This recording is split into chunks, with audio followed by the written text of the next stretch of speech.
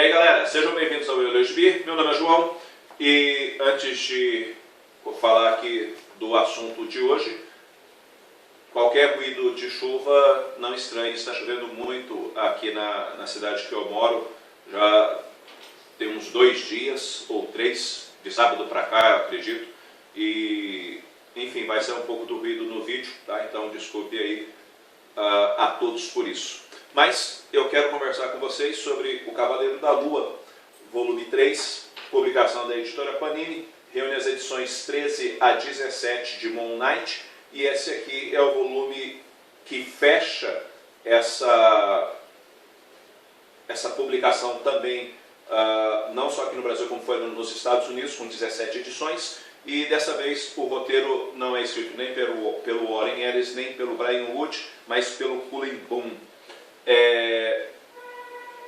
O que acontece? Acontece assim, no primeiro volume, o Warren Ellis propôs um Cavaleiro da Lua que não tinha aquele monte de personalidade enquanto Mark Spector, mas tipos do Cavaleiro da Lua. E ele trabalhou one-shots, essas histórias fechadas, uma independente da outra, que ficaram muito bem elaboradas e que para mim é o melhor volume. Depois veio o Cullen Bunn e trabalhou já dentro de um arco onde a doutora queria executar um plano de vingança dela, e que você acaba descobrindo que não é só vingança, existem interesses escusos por parte daquela mulher também, que de certa forma atraiu a atenção do Khonshu.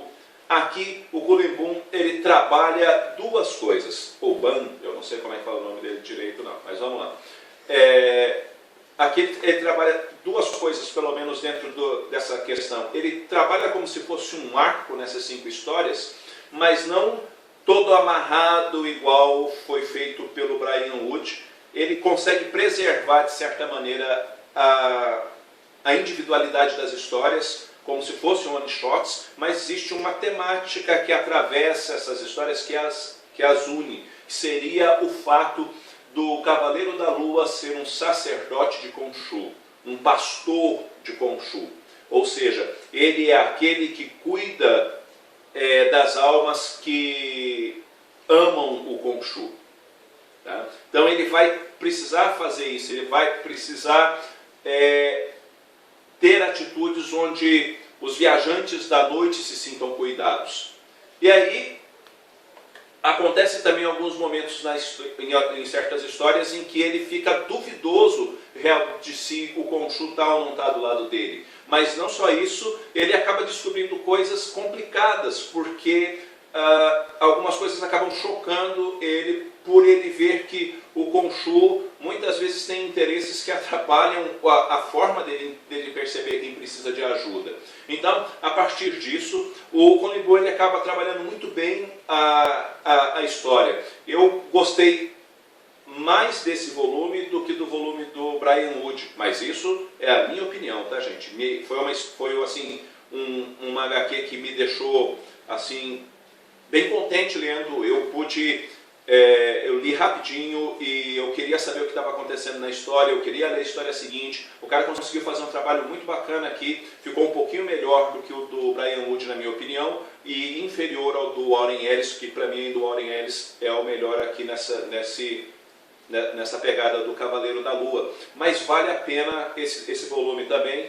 Ele enfrenta desafios assim, sempre voltados para o lado do sobrenatural, tá? Tudo aqui está meio envolvido com um lado do sobrenatural, com um lado do profano, ou se não do profano, para algo assim mais místico. Eu acho que essa é a palavra, não o profano em si, mas o mais místico, favores que ele pode fazer, porque determinadas divindades muitas vezes podem precisar de um favor dele, e coisas assim. Muito bacana.